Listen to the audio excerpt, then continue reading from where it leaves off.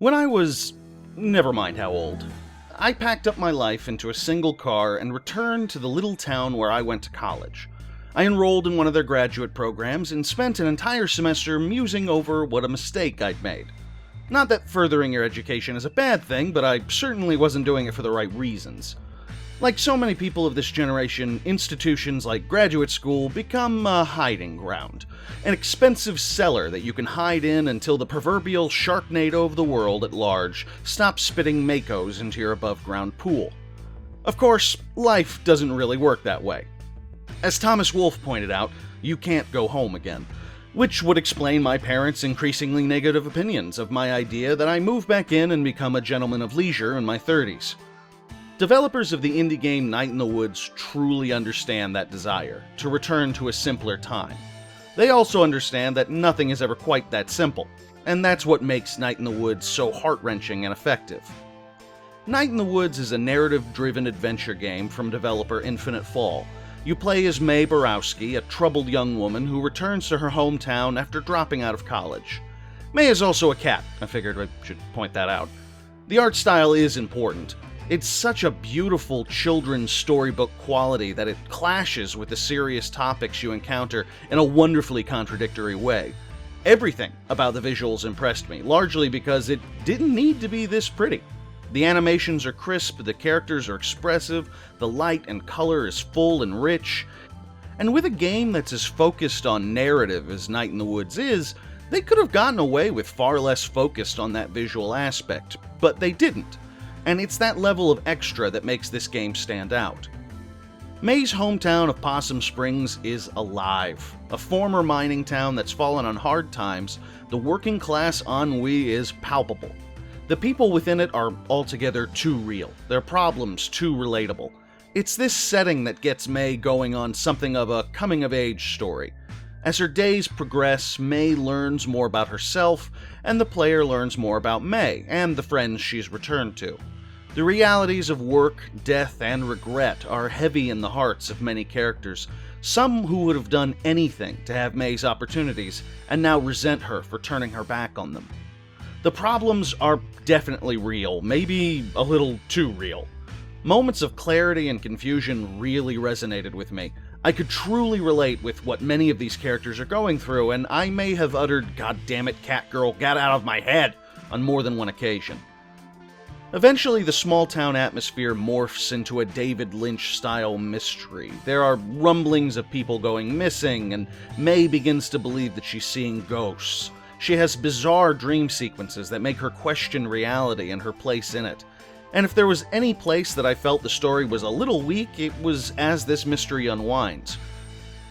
Without giving anything away, May delves deeper and deeper into a creepy, cultish underbelly of her small town, better understanding her own broken mindset in the process. And I just wasn't completely sold on the supernatural aspect of it all. Maybe it's because the problems that May and her friends were experiencing were so real to me that it felt a little insulting to have it all come down to some sort of horror underpinning.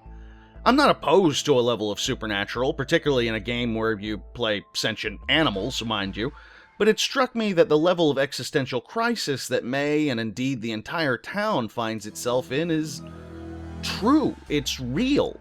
These are the problems that 20-somethings struggle with constantly. What is my place in the world? What's wrong with my brain? Why do me and my friend consider knife fights a fun after-school activity? Seriously, May, take up Uno or something.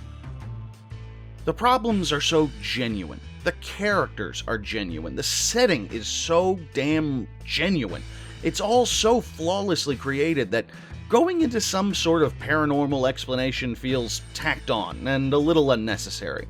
It's like telling the story of someone struggling with leukemia only to find out that her cancer was caused by a coven of witches, or a child coping with his parents' divorce and then, uh-oh, werewolves! Actually, that sounds pretty cool. That criticism of the story aside, Night in the Woods is one of the most moving narrative experiences I've had in a long time. The dialogue is at once hilarious and sad. Actually, the dialogue might be the strongest part of the game. It feels authentic and it can be laugh-out-loud funny. The characters feel like people you've known your entire life, The longing that they feel for a better place in the world will tap into your own longings. Their nostalgia will make you nostalgic. Night in the Woods is a perfect example of how to create a world that feels like home but doesn't. It hits something in me, and I think it'll do the same thing for most players who give it a chance. You want better for May and her friends and her family because of all the times you've wanted better for yourself and your friends and your family. That level of empathy for fictional characters is difficult to come by, and Infinite Fall takes all of that and adds in all kinds of extras that give Night in the Woods real replay value. Different paths you can take, all the different places in Possum Springs that you can explore, entries you make in your journal. It's a true journey. Night in the Woods is a story that's been told before, that's for certain.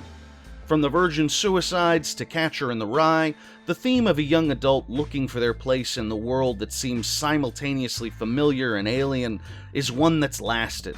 And until the impossible happens and we suddenly become fully self-aware about existence and what it all means, it's comforting to know that books, films, and now games like Night in the Woods will be around to help us make some sense of it.